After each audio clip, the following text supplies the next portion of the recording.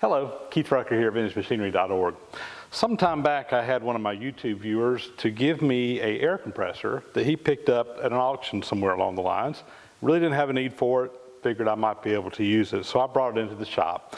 Well, back around Christmas time, we started working on it to see what we could do and discovered that when this thing turns, it's not pumping anything. So I really don't know what's wrong with it, but the only thing I know to do is let's just dig into it and see what we can find.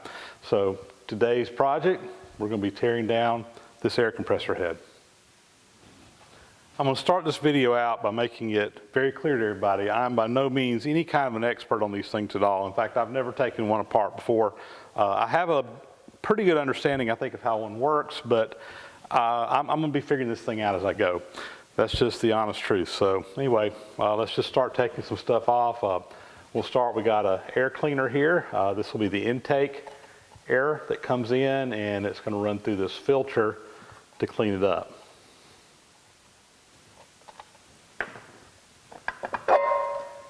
And the filter, shall we say, is rather dirty.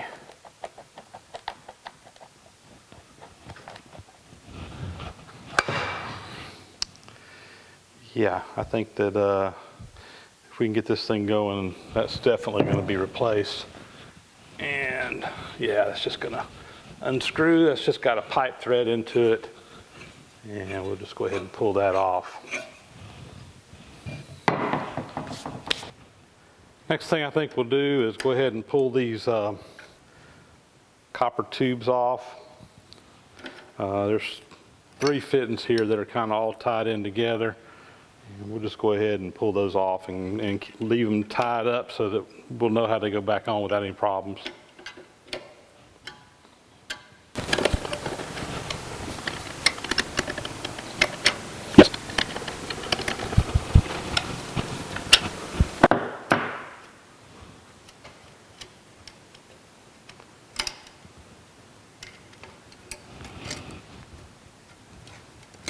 All right. Got that. Next thing we're going to get is this little air line that goes over between the 2 heads. This is got some little cooling fins on it. I'll get an extension for that.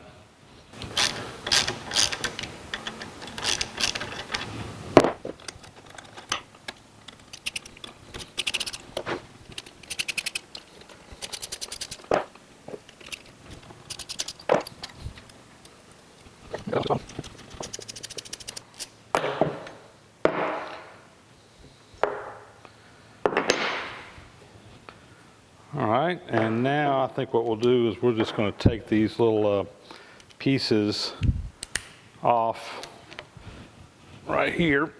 This got all come off anyway.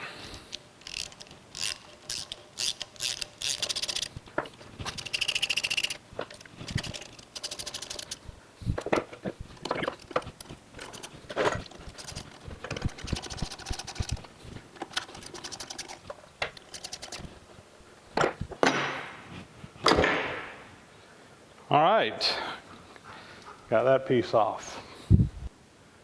So if you're not familiar with one of these 2-stage compressors, what happens is you have the air that comes into this larger cylinder and it compresses it, and then it sends compressed air out of this hose. It goes around, it'll come in on this side, and you got a smaller cylinder on this side, and it further compresses it. So it's a 2-stage compression operation rather than just one piston doing all the work. And by doing that, it's just more efficient, and you can get higher pressures more quickly using the 2 different cylinders in there. So I think what we're going to do now is see if we can pull the head off of this end. That's on there pretty good. I'm going to put a pull handle on here, get a little bit more leverage to just break it loose, hopefully.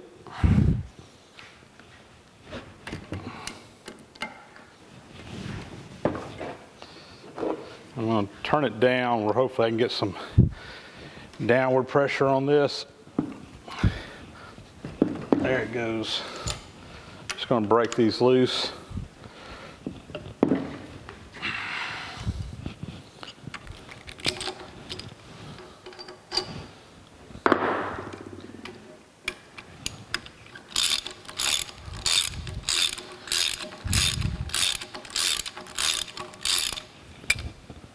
Get my little electric impact wrench here.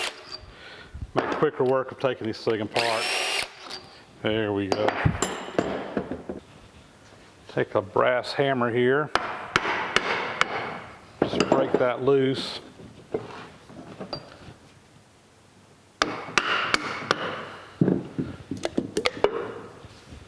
Okay. Well, the cylinder doesn't look too bad. Let's see what's happening here. That's a problem. So we've got the piston in here, and when the motor turns, the crankshaft is supposed to make the pistons go up and down, right? So the crankshaft turns nice and easy, but we haven't got no pumping going on, so that tells me that we got an issue here. I'm not sure if it's a broken piston, the screws came off the end. We're just not going to know until we get in there. This might be an easy fix. This might be a throw it in the trash and move on situation. Let's see what we can get into. All right, continuing on, we're going to take the cylinder head off of the other side, and let's see if that piston is quit working too, or whether it's just the one. I'm going to try it with my impact wrench first. If not, we'll put the socket on and loosen it up. That did it.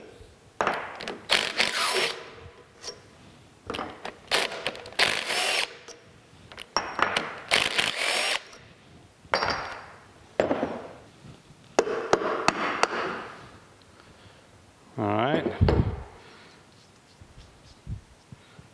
That doesn't look too bad. Let's see what happens here. Yep, that one is also not pumping. This isn't looking good. And okay, it's just a gasket. I thought that was a crack, but that's fine. So next, we'll go down and we'll pull the pistons ring, or the cylinders off rather, and let's see what happens here.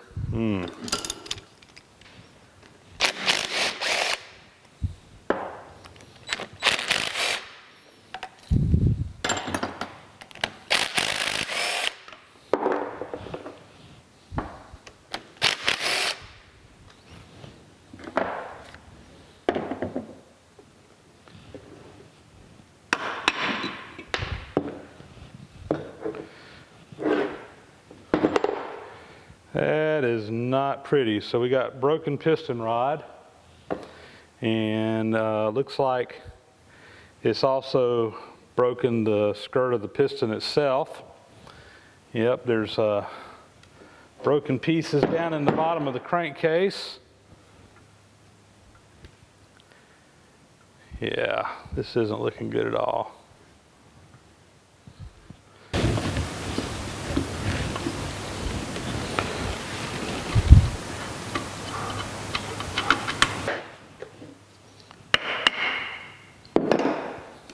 And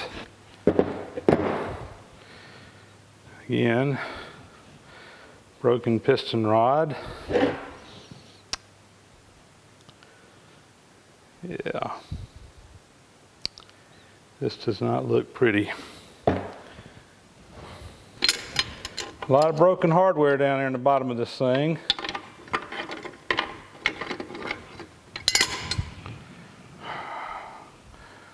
One broken piston rod, parts of one.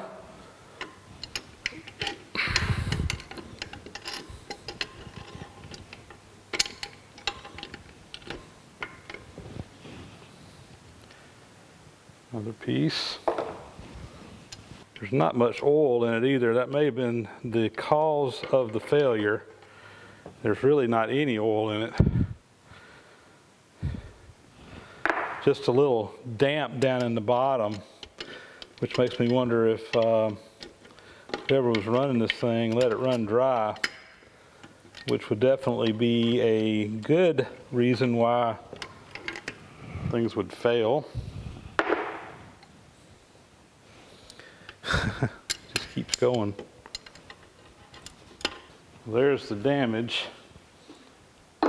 Bits and pieces of broken piston rods. Tell you what, I'm going to See if I can, yeah, it's going to come right out.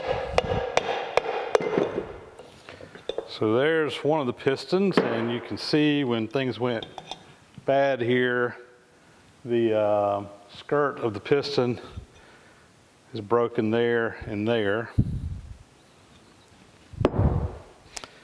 The cylinder doesn't look too bad. The cylinder looks just fine, actually.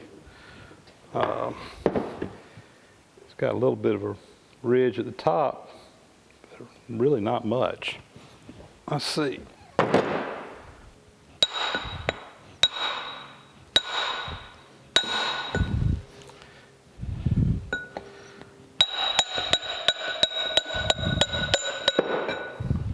I don't think I'm hurting anything, guys. I just want to get it out. Look at that. Whole side of it's out. So, yeah. It's a mess. Again, no major scoring or anything on the cylinder itself. That looks pretty good. But to get this thing going, if I wanted to rescue it, it's going to mean getting new pistons and new rods, and I'm not sure that that's even doable. It's a mess. I'm going to have to study on this, but right now my inclination is that, you know, maybe try to salvage some parts off of this if somebody needs some, but without purchasing new pistons and new rods, you know, this thing is pretty much shot. That bearing surface on the crankshaft, it's not terrible, but it's not great either. There's some ridges worn in it, but that's probably workable. But yeah, I talked to the folks at the air compressor sales place up in Macon, Georgia, and he did a quick look, and he told me he didn't see any parts available for this. Now, I'm going to probably go do some more searching. This is a Dresser, D-R-E-S-S-E-R. It's a Series 400. Serial number is 453X20309. And I need to look and see if I can, first off, find parts for it, and then second, are these parts, you know, is it going to be worth fixing, I guess, you know, getting new parts for it, buying new pistons and new rods. By the time I do that, I may have more money tied up in it than it's worth. So anyway, I've got some homework ahead on me to figure out what I'm going to do. Well, guys, this video is going to be cut short. I wasn't going to be able to do as much of this as I thought I was going to be able to. I was really hoping it was going to be something simple and easy to fix, but, you know, you don't get lucky every time. And I sure as heck didn't get lucky this time. So let me do some pondering. If anybody's got any great ideas, you know, put some comments down here or whatever. Let me hear your thoughts. My initial reaction, like I said earlier, is just, you know, start over on the head.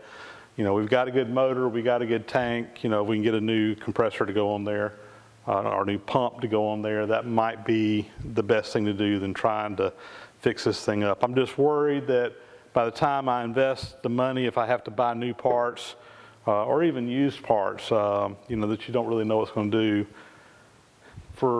it might be money better spent just buying a new head and going from there, a new pump.